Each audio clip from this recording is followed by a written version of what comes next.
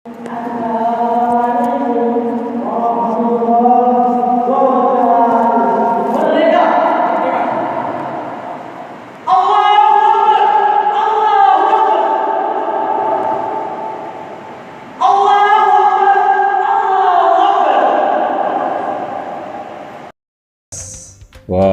ini ada Cristiano Ronaldo.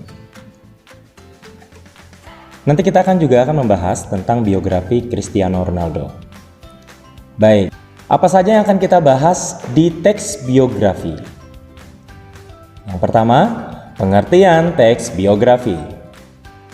Ciri-ciri teks biografi. Struktur teks biografi. Dan yang terakhir, contoh teks biografi beserta strukturnya. Materi ini dirangkum dalam teks biografi bagian 1.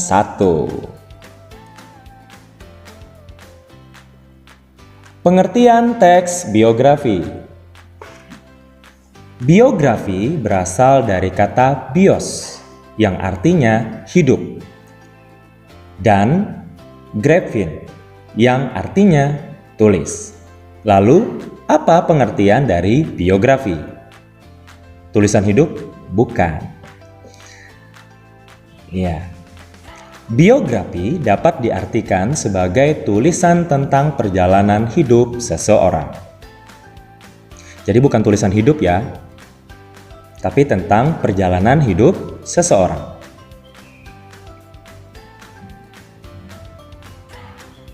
Berdasarkan isi kepenulisannya, teks biografi dibagi menjadi 2. Yang pertama, biografi dan autobiografi. Apa itu biografi?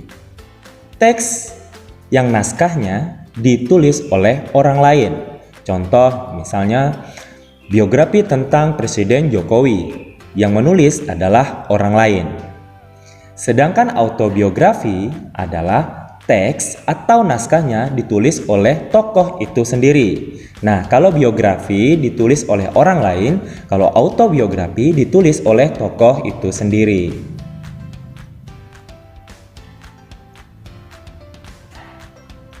Berdasarkan isinya, biografi dibagi menjadi 2. Yang pertama adalah biografi perjalanan hidup dan biografi perjalanan karir.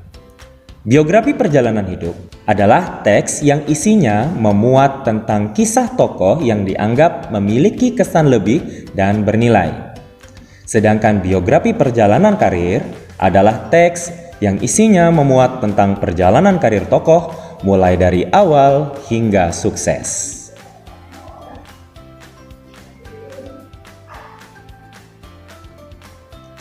Manfaat membaca biografi. Apa saja manfaat yang kita dapatkan jika kita membaca sebuah biografi? Yang pertama, mengenal secara mendalam tentang tokoh. Yang kedua, menjadi teladan bagi pembaca. 3. Memberikan motivasi dan semangat bagi pembaca. 4. Menghargai dan menghormati tokoh sesuai perjuangannya. Jadi ini adalah manfaat membaca biografi. Mungkin ada lagi manfaat yang kita peroleh selain dari 4 manfaat ini.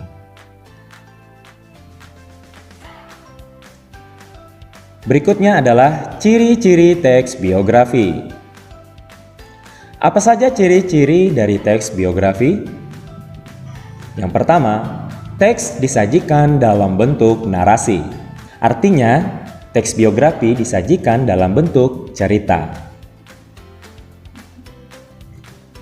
Yang kedua, strukturnya terdiri atas orientasi, peristiwa atau masalah, dan reorientasi.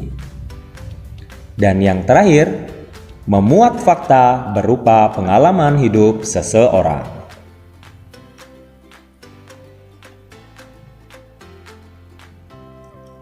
Struktur teks biografi. Struktur teks biografi hampir sama dengan struktur teks narasi secara umum. Struktur teks adalah bagian-bagian teks yang sambung-menyambung dan berkaitan, sehingga membentuk atau membangun sebuah teks yang utuh.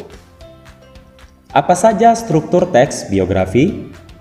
Yang pertama, orientasi.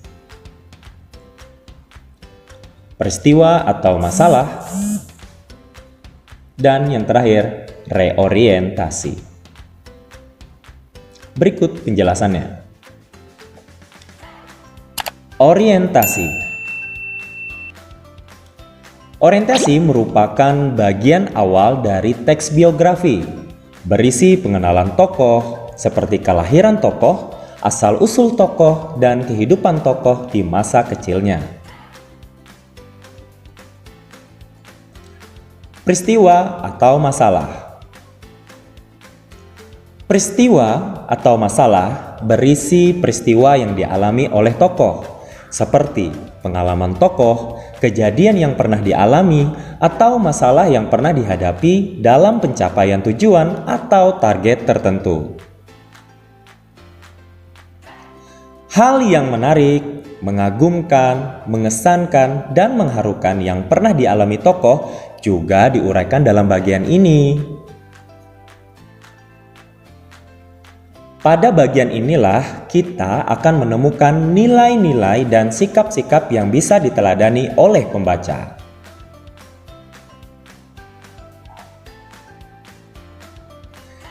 Struktur yang terakhir adalah reorientasi. Reorientasi adalah bagian penutup cerita yang akan menceritakan tentang pandangan penulis terhadap tokoh, dan juga terdapat pesan dari penulis untuk meneladani sikap dari tokoh biografi tersebut. Bagian reorientasi bersifat opsional. Artinya, tidak semua teks biografi memiliki bagian reorientasi. Contoh teks biografi beserta strukturnya.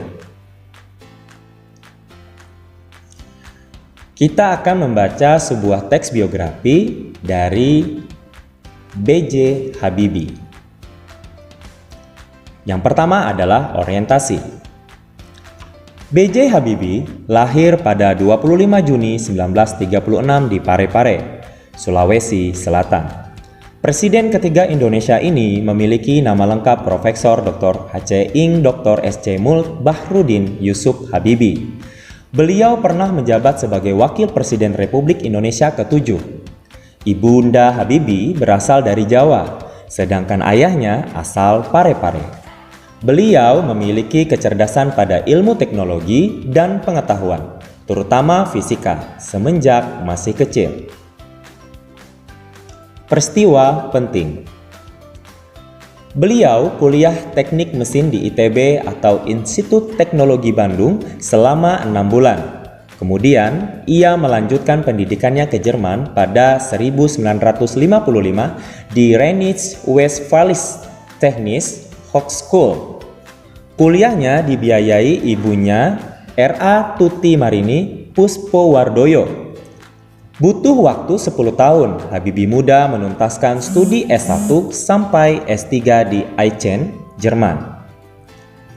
Tak seperti kebanyakan mahasiswa Indonesia yang memperoleh beasiswa ke luar negeri, selama kuliah S1 dan S2, yang membiayai kuliahnya adalah ibundanya, di mana Ibu Habibie menjalankan usaha catering dan menyewa rumah di Bandung sebagai penghasilan untuk hidup dan membayar biaya kuliah Habibie. Selama beliau kuliah di Jerman, Habibie menekuni dan menggeluti bidang desain dan konstruksi pesawat terbang di Fakultas Teknik Mesin. Butuh waktu 5 tahun untuk mengakhiri studi di Jerman. Habibie pun memperoleh gelar Diplom Engineer atau Diploma Teknik dengan predikat terbaik atau summa cum laude. Reorientasi. Setelah beliau menikahi teman semasa SMA-nya, yakni Ibu Hasri Ainun Besari pada 1962, Lalu Habibie melanjutkan program doktoral dan dengan istrinya yang tinggal bersamanya di Jerman. Pada saat itu, Habibie harus bekerja untuk membayar uang kuliah dan biaya kebutuhan rumah tangga. Selama hidupnya, beliau telah berkontribusi banyak bagi negara ini, membuat pesawat terbang Republik Indonesia pertama. Ini adalah biografi Bapak B.J. Habibie. Berikutnya,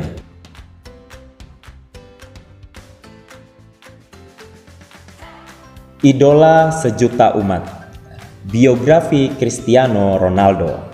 Seperti apa sih perjalanan hidupnya? Nah, mari kita simak. Orientasi. Cristiano Ronaldo dos Santos Aveiro atau akrab disapa Cristiano Ronaldo merupakan pemain sepak bola terkenal asal negara Portugal. Ronaldo dilahirkan di Madeira 5 Februari 1986.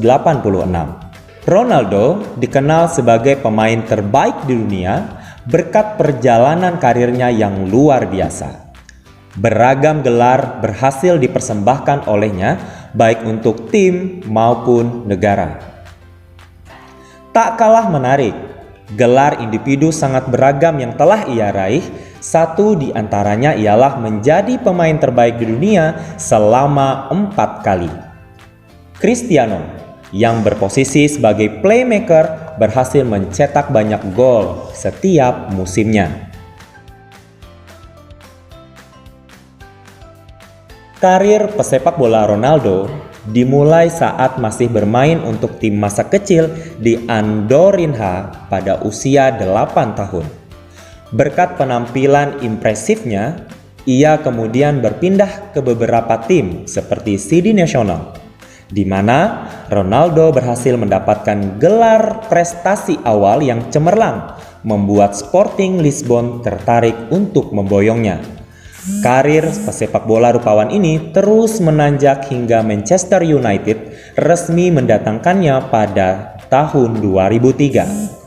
Bersama MU, pria kebangsaan Portugal ini berhasil meningkatkan permainan puncaknya pada tahun 2018. Dengan membawa gelar Premier League dan Liga Champions, pada tahun bersamaan juga Ronaldo dinobatkan menjadi pemain terbaik dunia. Reorientasi. Segudang prestasi yang telah diraih di level tim maupun negara membuat klub kenamaan Spanyol Real Madrid rela mengeluarkan uang 1 triliun lebih untuk dapat memboyongnya. Bersama tim tersebut, Ronaldo tetap tampil menggila dengan segudang prestasi. Saat ini, Ronaldo telah membela klub Liga Italia, Juventus, dan masih dalam performa yang terbaik. Cristiano Ronaldo telah menjadi idola bagi kebanyakan pecinta sepak bola. Perjuangan tekad dan usaha kerasnya telah membawanya ke tingkat kesuksesan tertinggi. Nah, ini adalah biografi tentang Cristiano Ronaldo. Bagaimana? Semoga kita semua dapat memetik nilai dan sikap dari tokoh baik B.J. Habibie maupun dari Cristiano Ronaldo, agar kita menjadi orang yang lebih baik, meningkatkan prestasi kita.